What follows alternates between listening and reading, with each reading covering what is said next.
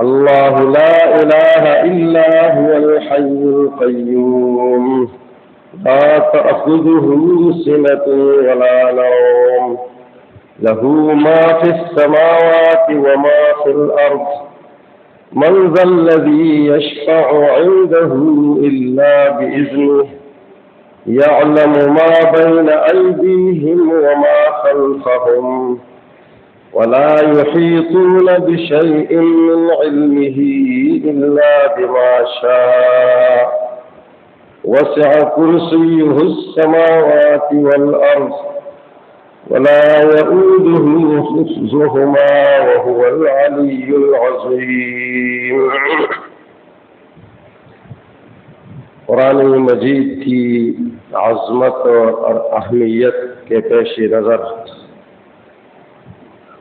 اس کی بعض آیتوں کی تشریح کے ضمن میں قرآن مجید کی سب سے عظیم آیت جس کے اندر اللہ تبارک و تعالیٰ کا اسم اعظم بھی ہے اور جو دنیا اور آخرت کے بہت بڑے علوم اور خزانے پر مشتمل ہے، اس کے متعلق کچھ مختصراً آپ کے سامنے عرض کر رہا تھا۔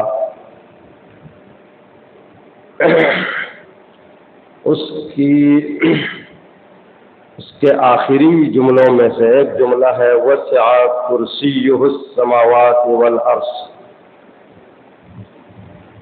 اللہ کی کرسی آسمانوں اور زمینوں سے وسیع ہے۔ کرسی سے کیا مراد ہے؟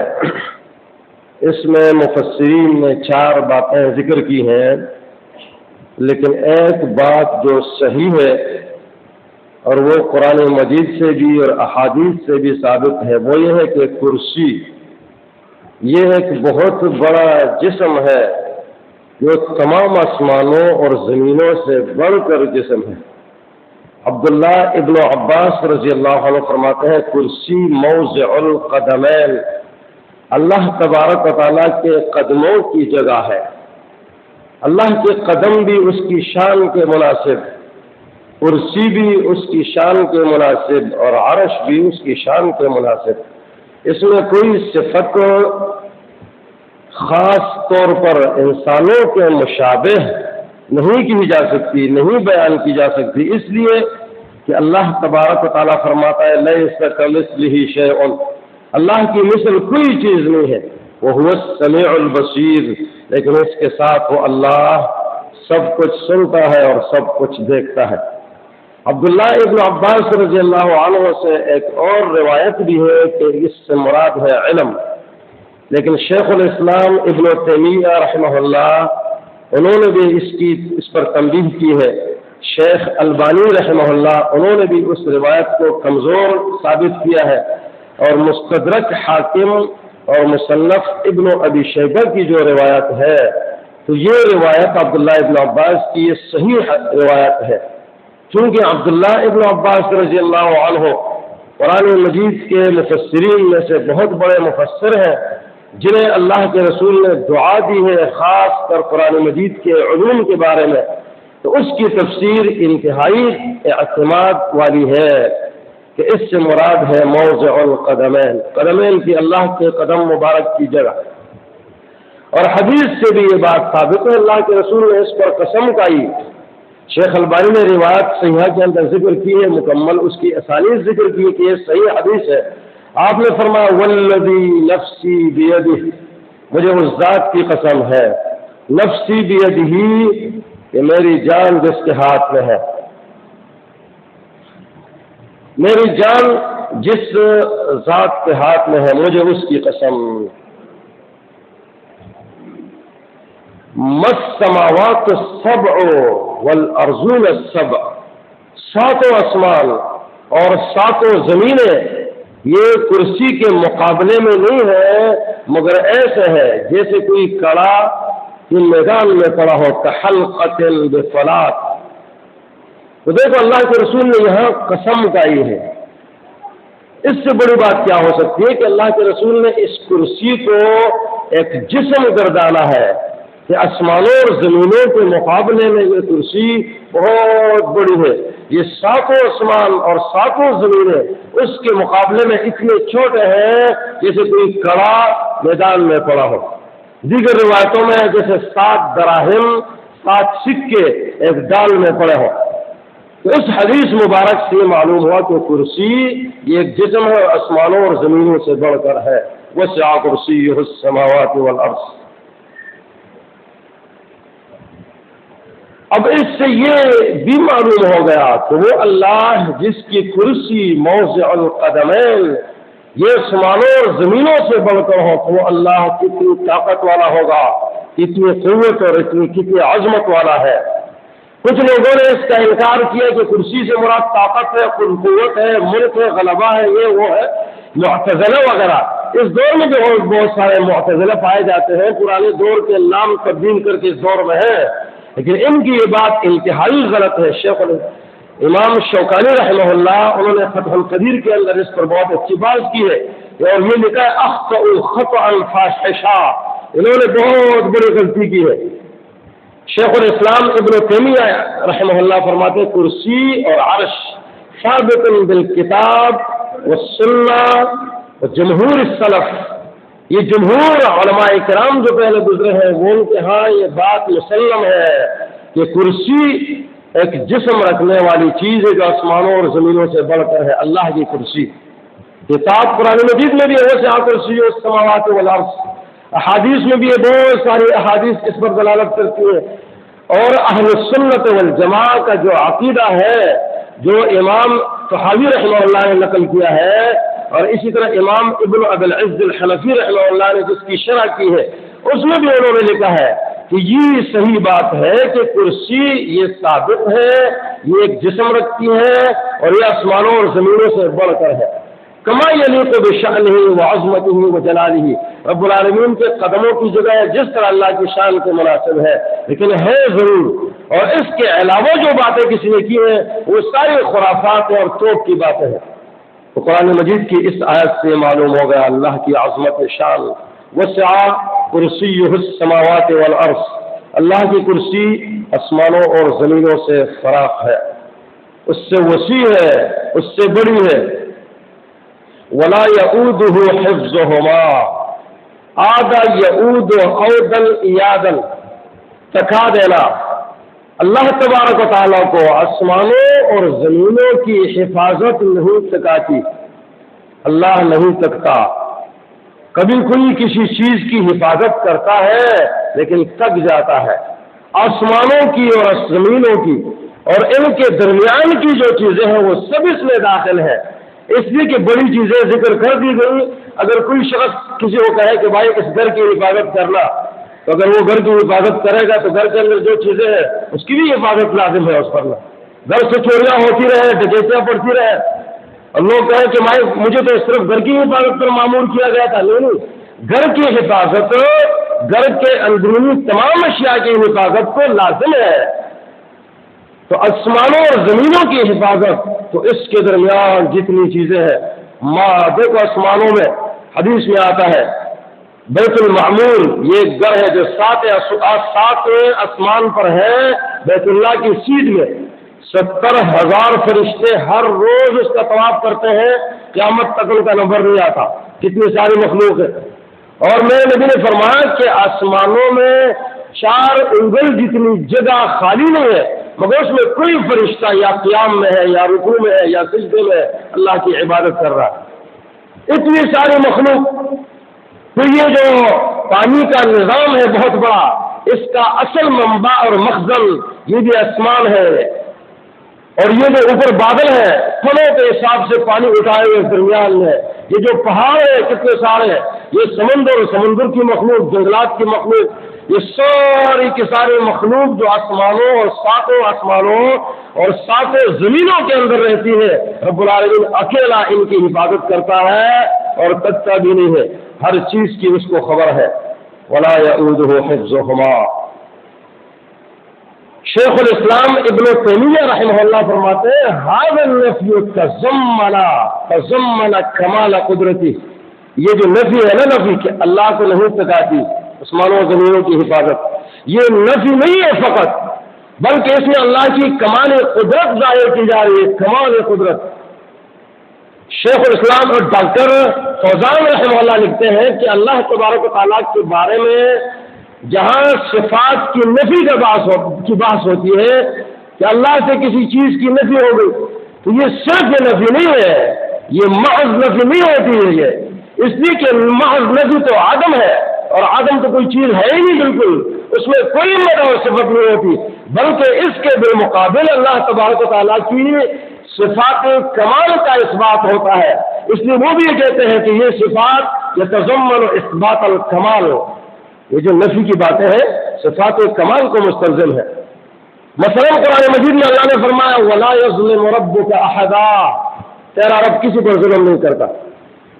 کیا مسئلہ ہے؟ بہت سارے لوگ ظلم نہیں کرتے ہیں کسی پر، نہیں، اس کا معنی یہ ہے کہ یہ اللہ جو ظلم نہیں کرتا لکمال عدلہ، کبھی آدمی ظلم نہیں کرے گا کسی کے دل کی وجہ سے ظلم نہیں کرتا، مجھ سے پوچھ ہوگی، کبھی کسی اور وجہ سے رب العالمین جو لوگوں پر ظلم نہیں کرتا لکمال عدلہ، اس لیے کہ اس میں کمال عدل پایا جاتا ہے، کسی ایک پر بھی ظلم نہیں کرتا وہ۔ لا تأخذہ سنۃ ولا نوم، وہاں یہ صفت اللہ کی بیان کی کہ اللہ تبارک و تعالیٰ کو نیند بھی نہیں آتی اور اونگ بھی نہیں آتی۔ تو کیا معنی ہے؟ اس کا معنی ہے کہ اس میں کمال قیومیت اور کمال حیات پایا جاتا ہے، اس کی زندگی کمال کی ہے۔ نیند تو تبھی آدمی کرے کہ تک جائے، اونگ تب آئے کہ تک جائے۔ رب العالمین تو کمال کی ذات ہے، اس کی صفات تمام کی تمام کمال کی ہے۔ تو یہاں یہ ہے لیکن اللہ تبارک و تعالیٰ کو آسمانوں، ساتوں آسمانوں اور ساتوں زمینوں اور ان کے درمیان جتنی مخلوق ہے اس کی حفاظت نہیں تکاتی، حفاظت بھی کرتا ہے اور تکتا بھی نہیں ہے، لکمال قوتہ و قدرتہ، اس لیے کہ اس کی قوت جو ہے وہ کمال کی قوت ہے اور اس کی قدرت یہ کمال کی قدرت ہے، اللہ نہیں تکتا۔ ساری مخلوق بڑا ہو یا چھوٹا کوئی بھی کام کرے تک جائے گا، تک جاتا ہے، کوئی بھی کام اللہ کی یہ صفت ہے وہ نہیں سکتا۔ اور ساتوں آسمانوں ساتوں زمین اس کے اندر جتنی مخلوقات ہے سب کی حفاظت کرتا ہے۔ اس لیے امام ابن عاشور رحمہ اللہ لکھتے ہیں هذه الجملة تقریر لما تضمنته كلها، پہلے جتنے جملے اس میں گزرے آیت میں اس میں ان تمام کا اثبات ہے، اور اس میں اللہ تبارک و تعالیٰ کی مخلوقات کی عظمت بھی بیان ہو رہی ہے۔ بڑی مخلوق آسمان، جہاں جاؤ لا تلفظون الا بسلطان، آسمانوں سے آگے نہیں کر سکتے ہو۔ زمینیں دیکھو، بر اعظم کتنے بڑے بڑے، اور یہ سمندر اس کے اندر کتنی مخلوق، لیکن رب العالمین کی ذات یہ ساری مخلوق اللہ کے آگے ہے، کچھ بھی نہیں ہے۔ وہ اللہ ان کی حفاظت کرتا ہے، ان میں ہر ایک چیز کی حفاظت کرتا ہے، ہر جاندار کی حفاظت کرتا ہے، میرے اور آپ کی حفاظت کرتا ہے، ہمارے احباب کی حفاظت کرتا ہے، اس سارے مخلوق کی حفاظت کرتا ہے، دیکھتا ہے، نگرانی کرتا ہے، رقیب ہے اور تکتا بھی نہیں ہے۔ وَهُوَ الْعَلِيُّ الْعَظِيمُ، اور وہ اللہ سب سے بلند ہے، وہ ہوا اور وہی اللہ سب سے بلند ہے، العظیم، اور سب سے زیادہ عظمت شان والا ہے، اس کی شان کو کوئی نہیں پہنچ سکتا۔ سب سے بڑی شان والا اللہ ہے اور سب سے بلند اور بڑا اللہ ہے، العلی العظیم۔ علو کی تین قسمیں ہیں، ایک ہے ذات کا علو، ذات کی بلندی، کوئی ذاتاً کسی سے بلند ہو، اور ایک ہے القہر، علو القہر، غلبے کے اعتبار سے بلندی کہ غالب ہو کسی پر، بڑے نہیں کہ نیچے بیٹھا ہو لیکن غالب ہو، القہر، اور ایک ہے قدر، علو القدر، تیسرا علو القدر ہے، شان اور عظمت کے اعتبار سے بلندی، ذات کے اعتبار سے بلندی، غلبے کے اعتبار سے بلندی اور شان کے اعتبار سے بلندی۔ رب العالمین ہر لحاظ سے بلند ہے اور ذات بھی اس کی بلند ہے، غلبے کے اعتبار سے وہ سب پر غالب ہے، وہ هو القوی العزیز، سب پر غالب ہے، اور شان اس کی نرالی ہے، سب سے بلند و بالا، وهو العلی۔ تعرج الملائکۃ والروح الیہ فی یوم کان مقدارہ 50,000 سنہ، فرشتے اس کی طرف جاتے ہیں، العلو ذاتاً بھی اوپر ہے، سب سے بلند ہے، تعرج الملائکۃ والروح الیہ فی یوم کان مقدارہ 50,000 سنہ، 50,000 سال کی مسافت، فرشتے اوپر جاتے ہیں۔ اسی طرح اس انسانوں کے جو کلمات ہیں، انسانوں کے جو اعمال ہیں، وہ بھی رب العالمین کی طرف الیہ یصعد الکلم الطیب والعمل الصالح یرفعہ، اس کی علو شان ذاتاً بھی ہے اور اسی طرح غلبے کے اعتبار سے بھی ہے اور شان کے اعتبار سے بھی ہے۔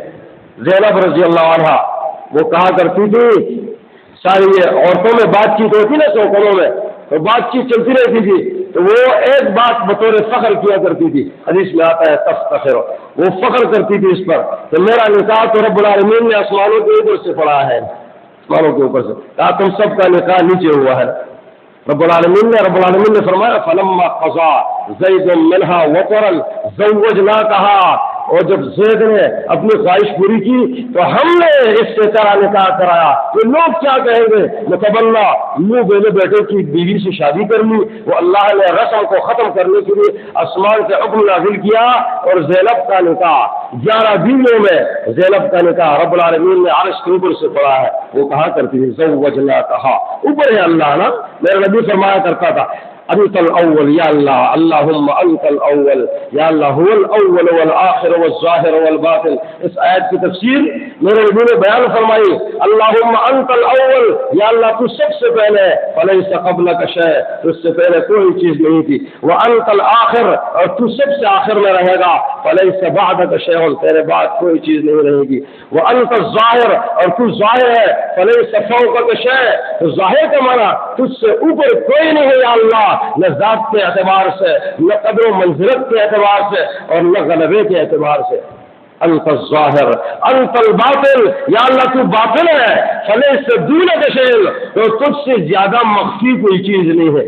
رب العالمین سب سے نرالی شان والا، سب سے بڑا، لیکن دکھتا نہیں ہے دنیا میں، لا تدرکہ الابصار وہو یدرک الابصار وہو اللطیف الخبیر، کوئی نہیں دیکھتا، وہاں دکھائی دے گا۔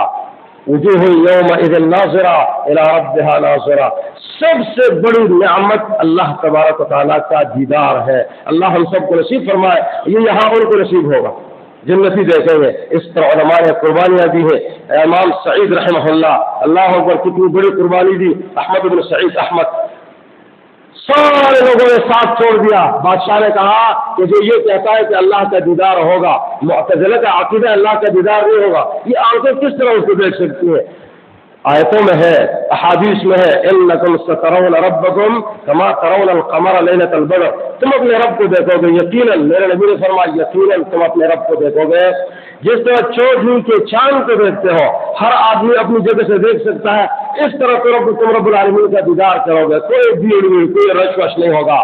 احادیث میں بھی ہے، قرآن مجید میں بھی ہے، وجوہ یومئذ ناظرہ الی ربہا ناظرہ، اور رب کو دیکھیں گے، رب کو دیکھیں گے۔ میرے نبی نے بھی فرمایا تو دیدار ہوگا۔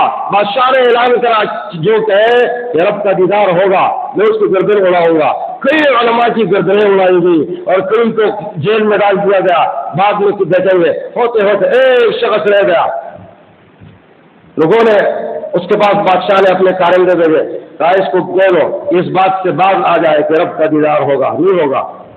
اس کو لایا گیا بادشاہ کے سامنے دربار میں، اس کو کھڑا کیا گیا، کہا تمہارا کیا خیال ہے رب کا دیدار ہوگا یا نہیں ہوگا؟ اس نے کہا نہیں ہوگا۔ بادشاہ نے کہا اعلان کرا دو، یہ شخص بھی مان گیا ہے۔ تو اس نے کہا بادشاہ آپ مجھ سے یہ نہیں پوچھتے کہ کس کو نہیں ہوگا، میں نے یہ تو کہا کہ دیدار اللہ کا نہیں ہوگا، تو کس کو نہیں ہوگا؟ تو بادشاہ نے کہا کس کو نہیں ہوگا؟ کہا جو منکر ہے، جو انکار کرتا ہے نا اللہ کی دیدار کا منکر ہے، اس کو دیدار نہیں ہوگا۔ اب منکر تو بادشاہ تھا، بادشاہ کے حوالی تھے، اس کے حاشیہ نشین تھے، باقی لوگ تھے، سرکاری مولوی وغیرہ، تو اس نے کہا اللہ کا دیدار اس کو نہیں ہوگا۔ بادشاہ نے کہا اچھا ایسے ہی ہے، کہا اس کو چاہو، اس کو پانسی دو اور چوک پر لٹکا دو چوراہے پر، اور پھر اس پر پہلے مقرر کیے کہ اس کی لاش سے بدبو اٹھے، کوے اور چیل وغیرہ کھائے اور کتے اس کو نوچے، اس حالت میں اس کو رہنے دے رہے ہیں۔ اس کو لٹکایا گیا اور پولیس کے پہرے، اچھا فوج کے پہرے لگے ہوئے ہیں، چوراہے پر لٹکایا گیا ہے۔ رات کو صبح ہوئی لاش غائب ہے، پلبے پر ڈلی ہوئی لاش غائب ہے۔ امام بخاری رحمہ اللہ نے ایسا ہی واقعہ ذکر کیا ہے کہ رب العالمین مجاہدین کی، شہداء کی جسموں کی بھی حفاظت کرتا ہے۔ شہادت تو دیتا ہے نا، شہادت تو آدمی مانگتا ہے، یہ شہادت شہادت ہے مطلوب و مقصود مومن، نہ مال غنیمت نہ کشور کشائے، شہادت تو مطلوب ہے، آدمی مانگتا ہے۔ میرے نبی نے فرمایا میں لودت تو مجھے بڑی خواہش ہے کہ میں اللہ کی راہ میں شہید کیا جاؤں، پھر زندہ کیا جاؤں، پھر شہید کیا جاؤں، پھر زندہ کیا جاؤں، پھر شہید کیا جاؤں۔ اور شہید شہادت کے بعد جب وہ کرامت دیکھے گا، عزتیں دیکھے گا، تو وہ 10 مرات 10 بار تک وہ یہ تمنا کرے گا کہ میں 10 بار شہید کیا جاؤں، مارا جاؤں، اس لیے کہ وہاں جو کرامت، جو عزت، جو مہربانیاں ہیں اللہ کی اس پر، وہ ہر ایک کو نصیب نہیں ہوں گی۔ تو یہاں دیکھو شہادت تو ملتی ہے، لیکن شہادت کے بعد بس اوقات اللہ حفاظت کرتا ہے سارے پہرے داروں کے سامنے، لاش لٹکی ہوئی ہے، رات کو پہرے لگے ہوئے، صبح لاش غائب ہے، وہ کس نے حفاظت کی؟ لاش کون لے کر گیا؟ کہاں غائب کی گئی؟ سارے لوگ دوڑائے گئے، کہیں قبر ملے نہیں، اللہ تبارک و تعالیٰ نے اس کی حفاظت کی فرشتوں کے ذریعے، اللہ حفاظت کرتا ہے۔ غرض یہ ہے کہ اللہ تبارک و تعالیٰ الباطل لیس دونک شیء دکھتا نہیں ہے، لیکن وہاں دیدار ہوگا، اللہ تبارک و تعالیٰ کا دیدار ہوگا، ہم سب کو اللہ نصیب فرمائے۔ آیت الکرسی یہ اعظم آیت، سب سے بڑی آیت ہے، 6000 سے زیادہ آیتیں ہیں۔ میرے نبی نے فرمایا اعظم آیا، میرا نبی اس پر مبارکباد دیا کرتا تھا، سب سے زیادہ عظمت والی آیت، جس میں اسم اعظم اللہ تبارک و تعالیٰ کا بڑا نام ہے کہ جس کے ساتھ دعا مانگی جائے تو دعا قبول ہوتی ہے۔ رات کو اگر کوئی شخص اس آیت الکرسی کی تلاوت کرتا ہے، رب العالمین اس کی حفاظت کرتا ہے، اس کے مال کی حفاظت کرتا ہے۔ یہ صحیح بخاری اور مسلم کی احادیث ہے۔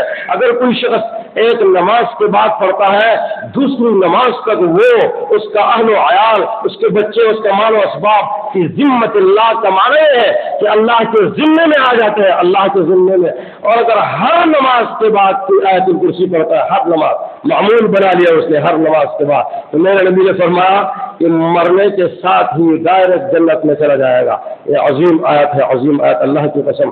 یہ صبح اور شام کے اذکار میں بھی ہے، یہ نمازوں کے بعد کے اذکار میں بھی ہے، رات کو سوتے وقت اور دن کو بھی ہے۔ اسی طرح میرے نبی نے کئی طریقے سے اس کی تعلیم اور تربیت دی۔ اذکار میں سے ایک عظیم ذکر، حفاظت کا نسخہ کیمیا، عقیدہ توحید کی عظیم تشریح ہے اس میں، اور اسماء حسنہ کا خزانہ ہے۔ 17-18 بار اللہ تبارک و تعالیٰ کا نام نامی اس میں گرامی بطور اس میں ظاہر اور اس میں ضمیر اس کے اندر موجود ہے۔ علوم اور معارف کا یہ بہت بڑا گنجینہ اور خزینہ ہے، دنیا و آخرت کی بہت ساری بلائیوں کا مجموعہ ہے، مجموعہ۔ اس کو خود بھی سیکھیے، اپنے بچوں کو سکھائیے، حلقہ احباب میں اس کو عام کیجیے، انشاءاللہ آپ اس کی برکات دیکھیں گے اور اس کی خصوصیات آپ دیکھیں گے۔ اس کے ساتھ جو لذت ملتی ہے عبادات میں، آپ کی زندگی میں جو تبدیلی آتی ہے، اللہ کی قسم آپ اس کو یقیناً دیکھیں گے۔ اس کو یاد کیجیے، اس کو اہمیت دیجیے۔ اللہ تبارک و تعالی ہم سب کو عمل کرنے کی توفیق عطا فرمائے۔ اقول قولی ھذا واستغفر اللہ لی ولکم ولسائر المسلمین۔